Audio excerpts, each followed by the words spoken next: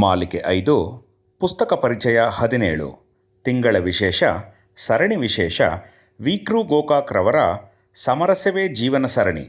ಪುಸ್ತಕದ ಹೆಸರು ನಿರ್ವಹಣೆ. ಲೇಖಕರು ವಿ.ಕೃ. ಗೋಕಾಕ್. ಅಭಿಪ್ರಾಯ ಯೋಗೀಶ್ ಜಮದಗ್ನಿ. ಓದುತ್ತಿರುವವರು ದೀಪು ಸುರೇಂದ್ರನಾಥ್. ವಿ.ಕೃ. ಗೋಕಾಕ್ ರವರ ಸಮರಸವೇ ಜೀವನ ಮಾಲೆಯಲ್ಲಿ ಇಜ್ಜೋಡು ಏರಿಳಿತ ಸಮುದ್ರಯಾನ ಕಾದಂಬರಿಯ ಕಥೆ ನಿರ್ವಹಣೆ ಎಂಬುದರಲ್ಲಿ ಮುಂದಿನ ಭಾಗವಾಗಿ ಸಾಗುತ್ತದೆ. ನಿರ್ವಹಣೆ. ಲಂಡನ್ನಲ್ಲಿನ ಭಾರತೀಯ ವಿದ್ಯಾರ್ಥಿಗಳು ಬರುವ ಹೊಸ ವರ್ಷದಲ್ಲಿ ತಮ್ಮ ರಜೆ ಮುಗಿಸಿ ವಾಪಸ್ಸಾಗುತ್ತಿದ್ದಾರೆ ಎಂಬಲ್ಲಿಂದ ಕಥಾನಕ ಬಿಚ್ಚಿಕೊಳ್ಳುತ್ತದೆ. ನರಹರಿಗೆ ಶಿಕ್ಷೆ ಆಗಿರುವುದು ಪ್ರಮಿಳೆ ಪತ್ರದಿಂದ ವಿಷ್ಣುವಿಗೆ ತಿಳಿದಿತ್ತು. ಬಿಜಾಪುರದ ಸೆರೆಮನೆ ನೋಡಿ ಅಧೀರನಾಗುವ ನರಹರಿ ರಾಷ್ಟ್ರ ಸೇವೆಗೆ ಇದು ತಪಸ್ಸು ಎಂದು ತನಗೆ ತಾನೇ ಸಮಾಧಾನ ಹೊಂದುತ್ತಾನೆ. ಸೆರೆಯಲ್ಲಿ ದಿನ ಕಳೆದಂತೆ ನರಹರಿಗೆ ತಾನು ಇಲ್ಲಿಗೆ ಬಂದಿರುವುದು ರಾಷ್ಟ್ರ ಸೇವೆಗಾಗಿ ಅಲ್ಲ, ಆತ್ಮೋದ್ಧಾರಕ್ಕಾಗಿ ಎನಿಸುತ್ತದೆ. ಹಾಗೆನಿಸಿದಾಗ ಸೆರೆಯಲ್ಲಿ 2ನೇ 4 ವರ್ಷ ಕಳೆಯಬಲ್ಲೆ ಎಂದು ವಿಶ್ವಾಸ ಮೂಡುತ್ತದೆ. ಸ್ವಾಮಿದಾಸರು ಕುಸುಮೆಯೊಂದಿಗಿದ್ದಾರೆ. ಯಾವಾಗಲೂ ಧ್ಯಾನ ಸ್ಥಿತಿಯವರದು. ಕುಸುಮಳ ಪ್ರಶ್ನೆಗಳಿಗೆ ಉತ್ತರ ನೀಡುತ್ತಾರೆ. ಕುಸುಮೆ ನರಹರಿಯಿಂದ ದೂರ, ಪ್ರಮೀಳಾ ವಿಷ್ಣುವಿನಿಂದ ದೂರ, ಸುಶೀಲಾ ಶೀನುವಿನಿಂದ ದೂರ. ಮೂವರೂ ವಿರಹಿಣಿಯರೇ. ಒಬ್ಬೊಬ್ಬರದು ಒಂದೊಂದು ಥರ. ಕುಸುಮ ನಂದನವನದ ಕುಸುಮವಾದರೆ ಕುಸುಮ ನೀರಾಂಜನವನದ ಹೂ ಎಂದು ಕಥನದಲ್ಲಿ ವರ್ಣಿಸಲಾಗಿದೆ. ಮುಂದಿನ ಅನೇಕ ಘಟನೆಗಳ ವಿವರ ಹೊಸ ಹೊಸ ತಿರುವುಗಳು ಎದುರಾಗುವಂತೆ ಮಾಡಿರುವುದು ಕೃತಿಯ ಹೆಗ್ಗಳಿಕೆ. ನಾನು ಮೊದಲೇ ಹೇಳಿದಂತೆ ಈ ಕಥನ ಅತ್ಯಂತ ವಿಸ್ತಾರವಾದ ಹಂದರ ಹೊಂದಿರುವುದರಿಂದ ಮುಂದೆಯೂ ಓದುಗರಿಗೆ ಕಾದಿದೆ ಅಚ್ಚರಿಯ ಘಟನೆಗಳು. ಓದುಗರನ್ನು ಹಿಡಿದಿಡುತ್ತದೆ. ಸ್ವಾಮಿದಾಸರು ನರಹರಿಯನ್ನು ಜೈಲಿನಲ್ಲಿ ಭೇಟಿಯಾಗುತ್ತಾರೆ. ಇದೇ ನಿನ್ನ ಯೋಗಾಶ್ರಮ, ದೈವಯುಕ್ತ ಕಾರ್ಯಕ್ಕೆ ಬೇಕಾದ ಸಿದ್ಧತೆ ಪಡೆದು ಹೊರಗೆ ಬರುವಿ ಎಂದು ಹೇಳಿ ನಿರ್ಗಮಿಸುವರು.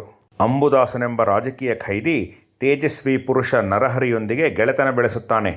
ತಿಪ್ಪಣ್ಣಾಚಾರ್ಯರು ಎಲ್ಲರ ವಿರೋಧದ ನಡುವೆಯೂ ಸುಭದ್ರೆಯನ್ನು ವಿವಾಹವಾಗುತ್ತಾನೆ. ಆ ಸಮಯಕ್ಕೆ ಅವನ ಮೊದಲ ಪತ್ನಿ ಮೂಕ ಶಕುಂತಲೆ ಗರ್ಭಿಣಿ. ವಿಷ್ಣುವನ್ನು ಖಾಸಗಾವಿಯಲ್ಲಿ ಎದುರುಗೊಂಡ ಪ್ರಮೀಳೆಯ ಮಧ್ಯ ನಡೆಯುವ ಸಂಭಾಷಣೆ, ಸ್ವಾಮಿದಾಸರ ಭೇಟಿ ನಂತರ ಅವನಿಗಲ್ಲಾಗುವ ಪರಿವರ್ತನೆ, ನಂತರ ಎಲ್ಲರಿಂದ ಬೀಳ್ಕೊಂಡು ಉಜ್ಜಯಿನಿಯಲ್ಲಿ ಅಧ್ಯಾಪಕ ವೃತ್ತಿಗಾಗಿ ಹೊರಟ ವಿಷ್ಣು.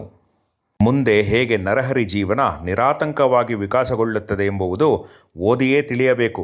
ನರಹರಿ ಅಂಬುದಾಸ ಸೇರಿ ಪೂರ್ಣಜೀವನ ಕೇಂದ್ರ ಪ್ರಾರಂಭಿಸಿ ರಾಷ್ಟ್ರ ಬಿಡುಗಡೆ ಕೆಲಸಕ್ಕೆ ತೊಡಗಿಸಿಕೊಳ್ಳುವ ಸಂಕಲ್ಪ ಮಾಡುತ್ತಾರೆ.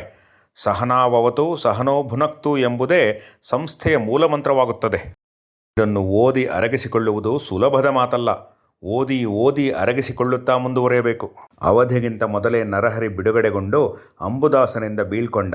ಅಲ್ಲಿಂದ ಅವನ ಜೀವನದ ದಾರಿ, ಕುಸುಮೆಗೆ ಮತ್ತು ಸ್ವಾಮಿದಾಸರ ಭೇಟಿ, ಪ್ರಮೀಳೆಯ ಪ್ರೇಮ ಮತ್ತೆ ಜಾಗೃತವಾದದ್ದು ಹೇಗೆ, ಕುಡುಚಿ ಕತೆ ಏನು, ಸ್ವಾಮಿದಾಸರು ದಿಲ್ಲಿ ಮುಖಾಂತರ ಹರಿದ್ವಾರ ತಲುಪಿ ಅಲೆದಾಡುವುದು, ಅವರ ಅಂತ್ಯ, ಮೋಗಾವಿಯಲ್ಲಿ ನರಹರಿಯ ಉಪನ್ಯಾಸ, ಮುಂದೆ 8-10 ವರ್ಷಗಳ ನಂತರ ಏಲಿಸ್ ಶೀನು ಭಾರತಕ್ಕೆ ಬಂದು ಕೇಂದ್ರದ ಸದಸ್ಯರಾದ ನಂತರದ ಜೀವನ, ಕಡೆಗೆ ಎಲ್ಲರನ್ನೂ ಒಂದುಗೂಡಿಸಿದ ಪೂರ್ಣಜೀವನ ಕೇಂದ್ರವು ಭಾರತದಲ್ಲಿನ ಅಶಿಕ್ಷಿತರ ಅಜ್ಞಾನದೊಡನೆ ಸಮರ ಹೂಡಿತು ಎಂಬಲ್ಲಿಗೆ ನಿರ್ವಹಣೆ ಕಾದಂಬರಿಯು ಮುಗಿಯುತ್ತದೆ.